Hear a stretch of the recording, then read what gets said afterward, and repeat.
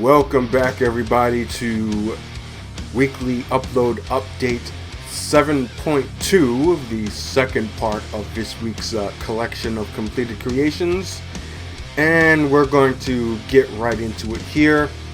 This guy, like everybody else that you are going to be seeing, are recreations that I've been pulling from past games way back in the day. So this guy here is Jake Creed, and I had first created him back in SmackDown vs. Raw 2011, and I'm even actually going to superimpose a screenshot of the screenshot of him that I had posted on the cause.ws forum way back in that day.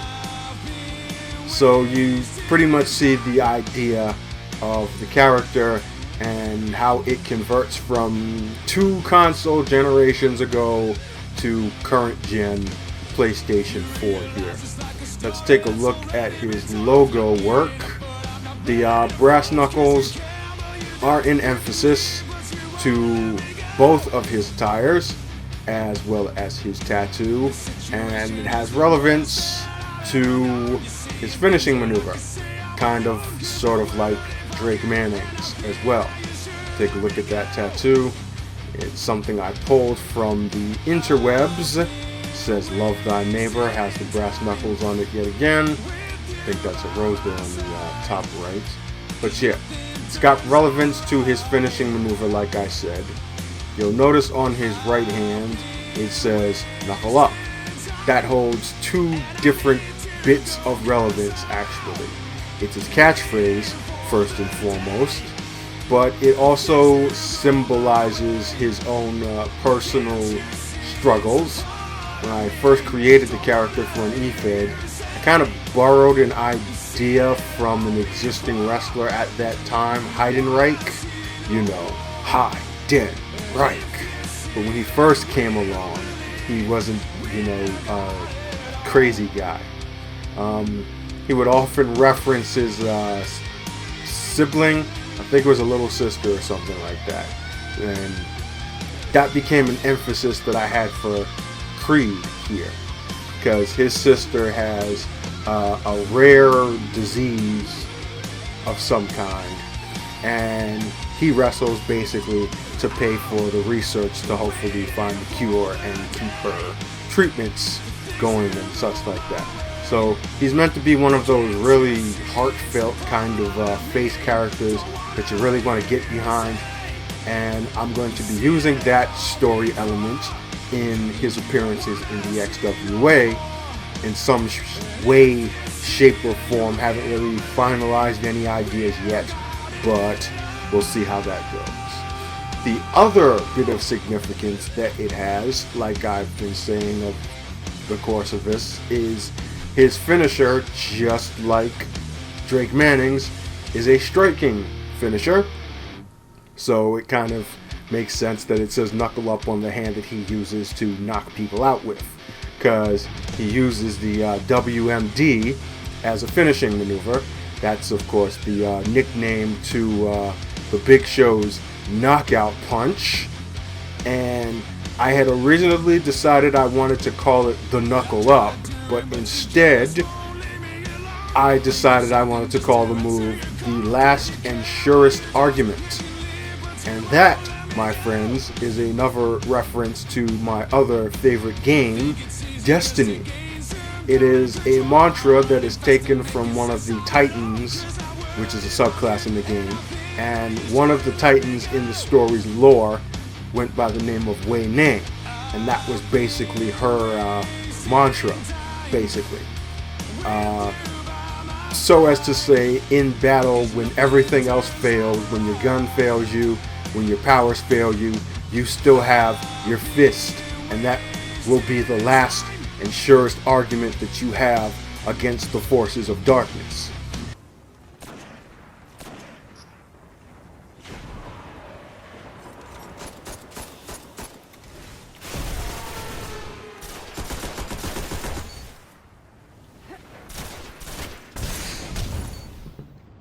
Only 5 minutes left. Oh, oh man. Yeah, I just shitted on two hunters. I feel bad for them. I really do. But yeah, that was tight. Gained the lead. And that is supposedly inscribed onto the right gauntlet of every Titan's armor as kind of a tribute to her, because she fell in a very, very great and cataclysmic battle within the game's history. And it's just a pretty badass statement to make, and a perfect reason, much like the Red Hand of Ulster, why I decided I wanted to use that as the name of a finishing maneuver. It also kind of has a coincidental relevance on the fact that the Big Show himself is a huge, no pun intended, fan of Destiny as well, and has tweeted Bungie, has actually done videos referencing Destiny and the fact that he plays it all the time, goes on to the raids every week and so on and so forth.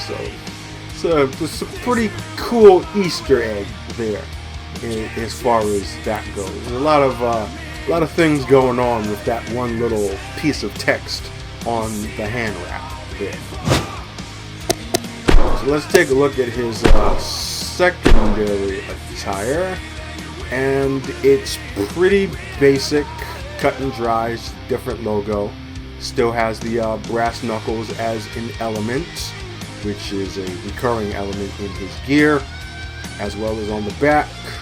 I forgot where I got this logo from. I think I might have pulled it from Community Creations, or did I do a Google search? I'm not sure. I think it was Community Creations. And this was the first logo that I had downloaded from the Community Creations when I was thinking about recreating this core, because I wanted brass knuckles to have kind of a relevance to it. No. This was actually from a Google search, because I was looking for designs that had brass knuckles on them. And I was going to have that One Truth be the name to one of his finishers. Maybe I'll make that the name to his second finisher. Who knows? But yeah. Pretty consistent design elements there.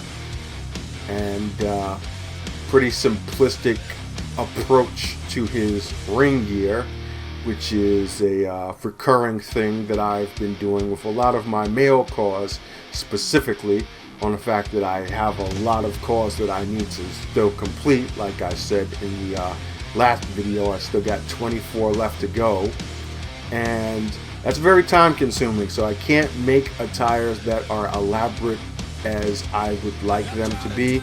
But sometimes you don't really need to have any really elaborate, lavish looking attires. That happens a lot. I see it a lot, and I'm not knocking the style. You know, you want your creations to kind of stand out, but I want my creations more to blend in. I want my stuff to look like it's an actual wrestler. Like if you put him against somebody who is actually on the WWE's roster, there's not that much of a difference. Like if you didn't know, you would actually think that he's an actual wrestler. That's the kind of thing I go for, at least now with my core designs. Some things still won't change. I will always favor big guys over cruiserweights and light heavyweights and so on and so forth like that, but I try to make my creations look as realistic as they can within the limitations of the game, and also the things that I want to do as far as my stories go, because my universe is kind of sort of steeped in realism, but not. There are some, you know, otherworldly or mystical or just kind of non-normal sci-fi type things going on, so to speak, because it is fictional, and you know, I do have that option to be able to do that kind of stuff. But as far as the appearances go, I want them to look as realistic as possible. I guess I've said this before, if you could compare my universe to any actual other piece of non-fiction, or not non-fiction, fiction, it would be the Tekken universe. You know, it's steeped in reality, but then it also has its other things going on. Just a little bit of a design philosophy there, and added extra for you. But yeah, really excited to have these older cars added on, because when I had made them at first, it was just making them for the sake of making them. Now, I'm going to be actually using them in story elements in some way, shape, or form, and this guy here is going to be one perfect example of that. Next, we have Ricky Ortega, and if he kinda sorta looks like a certain wrestler out there in WWE's NXT brand, there's a reason for that, and there's also a reason why he kind of also looks like some other particular wrestler. I first made Ricky Ortega and never actually released him to the public back, I think, in 2011 or maybe it was 2012, one of those years, when the SmackDown vs. Raw games were the thing. And this was around the time when WWE had their own version of the ECW brand that we just called WWECW because it was nothing like the original Extreme Championship Wrestling. Anyway, they had a guy on that show that they were trying to push that didn't really play out as well as they had thought, and his name was Ricky Ortiz, and I personally liked his look. I mean, they obviously didn't use him as well as they probably should have, and you know, he was also a bit on the green side, but I liked his look, so I made a character that was loosely based off of him and named him Ricky Ortega. And that was pretty much the end of that. He kind of fell off the face of the earth, and so did my core version, variation of the character, because I really didn't have much going with him, you know, in my own personal game. So fast forward to now, and there is a certain gentleman that kind of gives off that same type of vibe that is on NXT that goes by the name of No Way Jose. So I thought to myself, you know what, why don't we go ahead and mix styles up, because it's obviously not the first time that I've done that. Apollo Vega is a perfect example of this, mixing things up. Robbie Silk is another one, just like different ideas and gimmicks from different wrestling characters over the course of the years. So it's basically a mashup now, and Ortega takes two different cues from Ortiz and from No Way Jose, but still has and retains his own individuality as far as whatever it is that I have planned to do with him, which is he's basically going to be a super babyface character. You know, the kind of guy who everyone loves and nobody really knows why. You know, that type of dude that, you know, he just gets a pop from the crowd, whatever he does, and people kind of either really, really like him or really, really hate him because of it. And he's actually going to be featured in the season premiere of XWA Takedown, and you'll get a little bit of a taste of what it is that I'm talking about that I have planning on doing with his character and what his place is going to be within the XWA's roster. Now we'll take a quick look at his entrance gear. Pretty cut and dry, basic black hoodie. The text that you see on the attire all over the place is another example of the Photoshop styles that I continue to talk to you guys about, that I've been using to enhance a lot of the looks and logos for my creations. And at some point in the not so distant future, I'm actually going to just do a kind of tutorial, not quite tutorial, but video in general, to show you what these things are and showcase the ones that I use and where you yourself might be able to acquire them for your own creations or general purpose graphic usage in Photoshop, because this stuff really enhances anything that you have to come up with. It makes your ideas pop out. And simple things like text, because that right there is just one font. It's called Obelix Pro. It's the font that Tara Babcock uses in her thumbnails, and it definitely enhances a lot of stuff. There's a lot going on there with that particular style that makes it look really unique. And I've got to show you guys what it is that I do, how I do it, and how you can be able to do it yourselves. So expect that sometime in the near future. Can't give you an exact day though, but it's coming. It's coming, for those of you who are wondering. Now we'll take a look at his alternate attire, which is the more traditional wrestling gear. Still has the same vibe to it. I went with the trunks that have the stripes on the sides, and you got the green color name logo on the back, the blue on the front, variations on the arm bands, excuse me, and the rock style boots with the calves cut out, you know, sewn off the leg a little bit.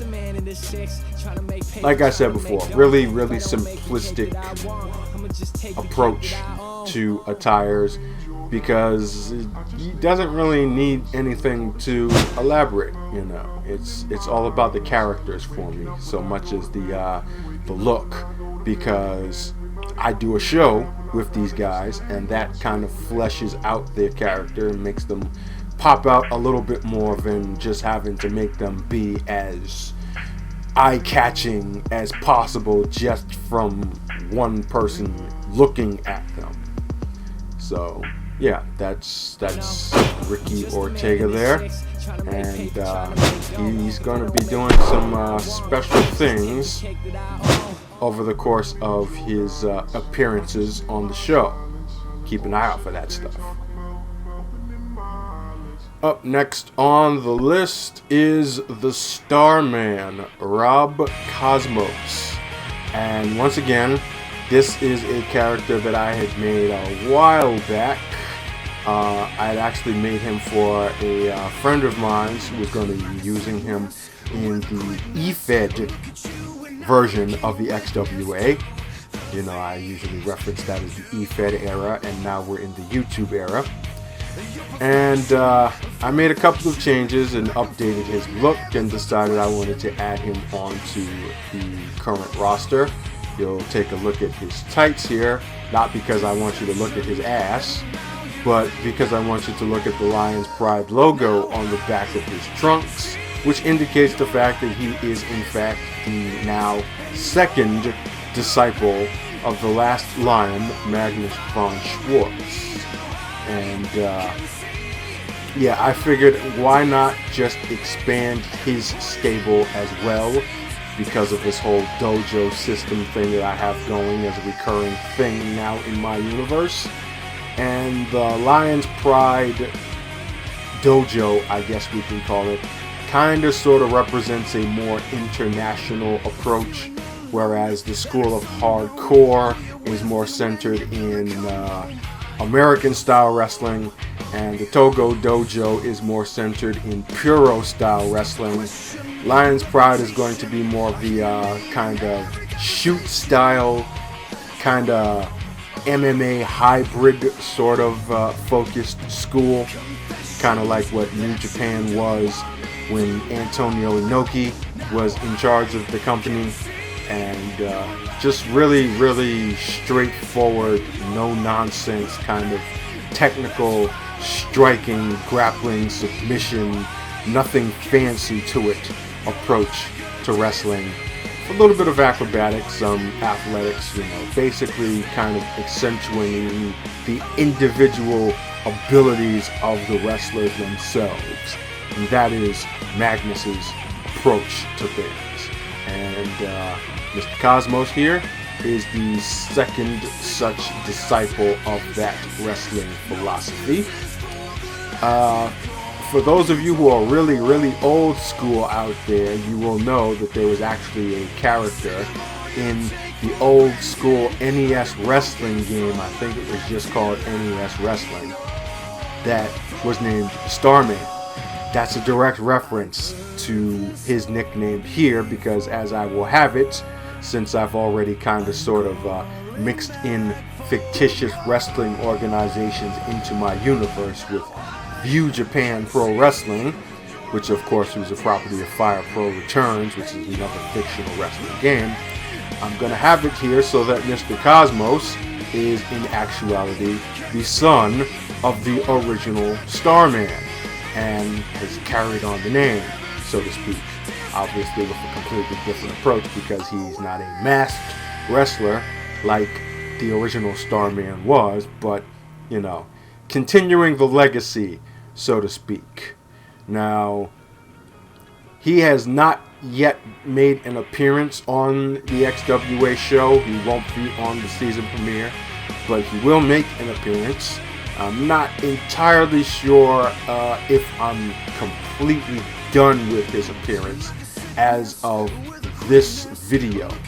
Like, I think I might want to add a goatee to his look. Just afraid it might make him look a little too old. But with this particular hairstyle, it might actually work out. And this hairstyle actually reminded me of the Instagram picture that a friend of mine's, the actual friend of Tara Babcock's, her best friend, Jay, posted up a couple of months back. And when I saw this hairstyle, I was like, you know what? I'm going to make that look. I'm going to actually make that look on somebody and see how it works. And you see the picture there on the side of your screen.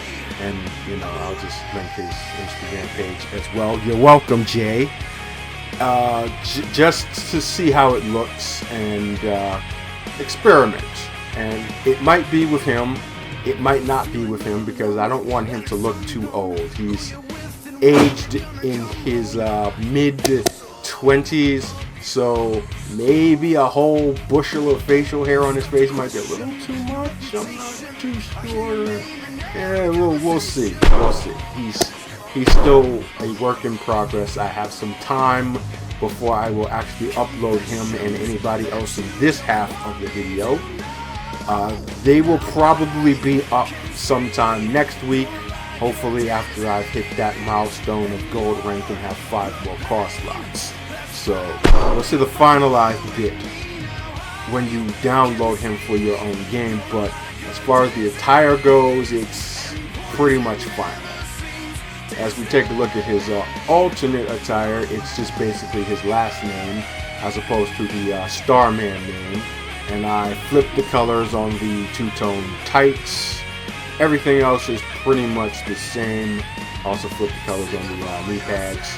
Basic stuff. Nothing too fancy, but effective nonetheless. Now let's take a look at his entrance jacket, which is a recurring thing, obviously, for the Lions Pride camp. They have their warm-up jackets, kind of to indicate their team-like nature.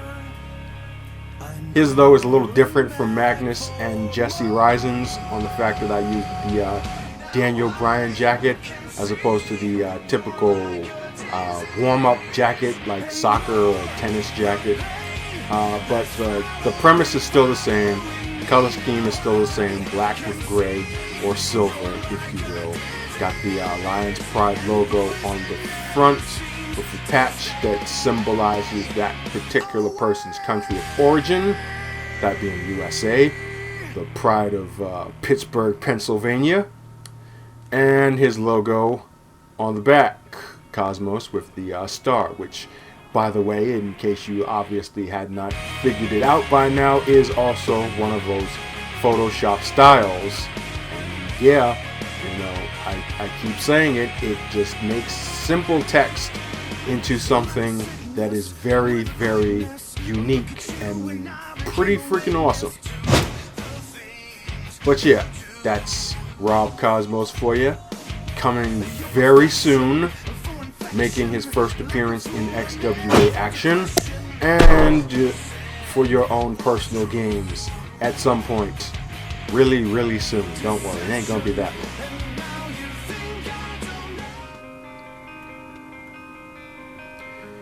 And last but not least, and I mean it this time, this here is Ryan Risk. And just like Jake Creed at the very beginning, this is a returning call from SmackDown vs. Raw 2011. I will also superimpose the screenshot of him from way back when for your comparison to the current iteration of him today. And there's not a lot much different, you know. Basically I've modernized his look, and you know, you got the long hair thing there going, and some of you may or may not recognize the face, but that is actually a face map taken from that of a Irish-born actor by the name of John Rhys Myers, or is it Rhys Myers? I'm not entirely sure. It's spelled R-H-Y-S, which could be either or, I guess. If there's any Irish-born viewers out there, please confirm or deny. But yeah, he's been in a couple of movies. Velvet Goldmine, Mission Impossible 3. He also played King Henry VIII in The Tudors, which was on Showtime, I think, or was it HBO? One of those. But yeah, that's where I got the face from, basically. Character-wise, Mr. Risk is basically a dick. He's the kind of heel character that is high on himself and really is good at getting under people's skin. He will be in the season premiere, so you'll get kind of sort of a taste of what it is that I'm talking about as far as his persona goes. And as far as his wrestling style is concerned, well, when I first created him back in 2011, I took the name from a character in an EFED that was using John Morrison as the base. And obviously I already have a character that uses John Morrison as a design inspiration. So I decided I wanted to go the route of making him kind of reminiscent to Austin Aries back at the time. And that's pretty much going to be the basis of his wrestling style.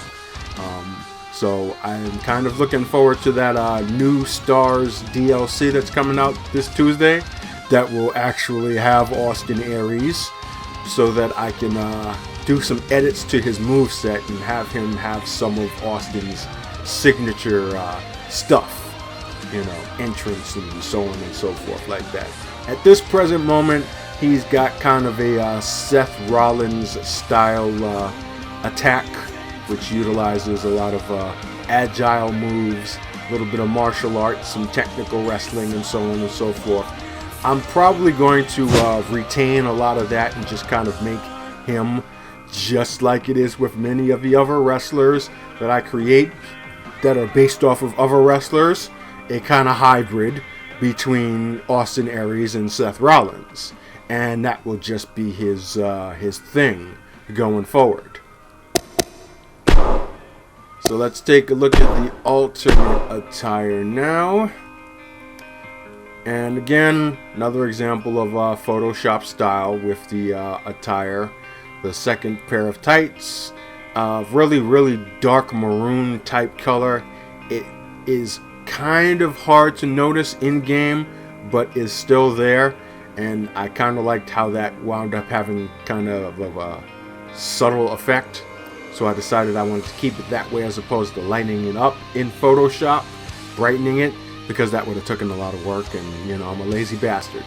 So yeah, you got his name on the back in that script, and then the name of his finisher on the front. Kind of lavish looking, but still darkish, which kind of indicates his persona, because he is a wee bit of a ladies' man. You know, the asshole always gets the girl. You know how that story goes. yeah, but you know, seriously. It's more on the fact of just being yourself, being genuine, not trying to be that nice guy who, you know, tries to appease and pander his way into people's good graces, and you know, just let the chips fall where they may. Be good, don't be nice. But he's not nice. He's an asshole. You will want to punch in the face. The problem is he's better at punching people in the face than they will be to try to punch him. Unless he fights Jake Creed or Drake Manning, because then they could punch him in the face really hard. He probably won't get up, but you get the idea. Let's take a look at his entrance gear now, which is pretty basic.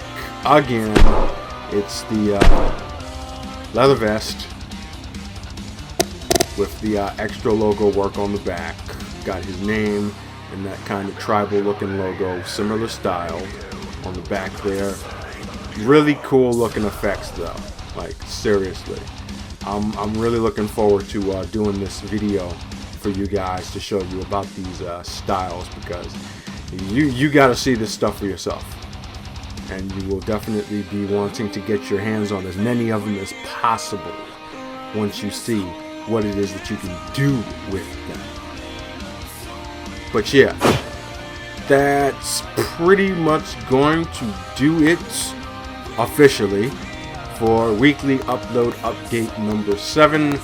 These 4 cars will probably be uploaded at some point next week.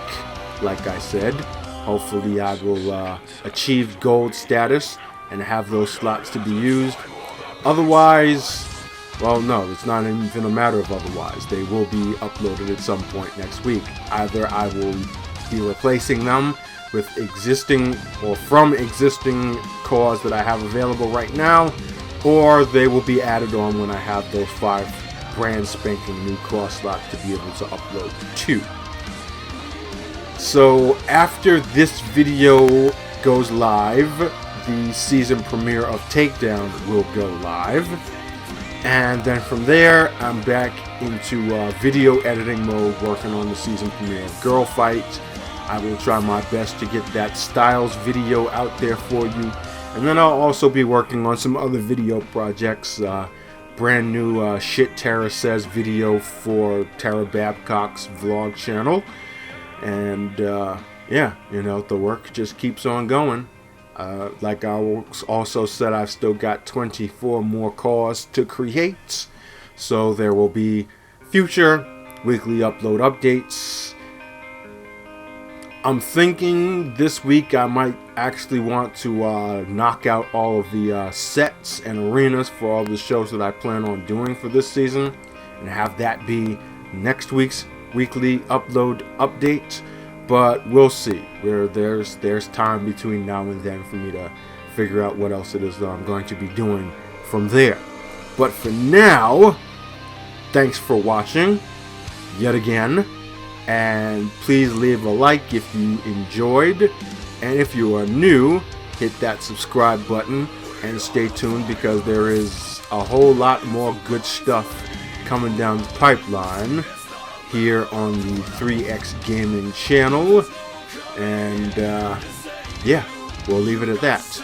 Until next time, this is Obi, aka 3X, signing off. See ya!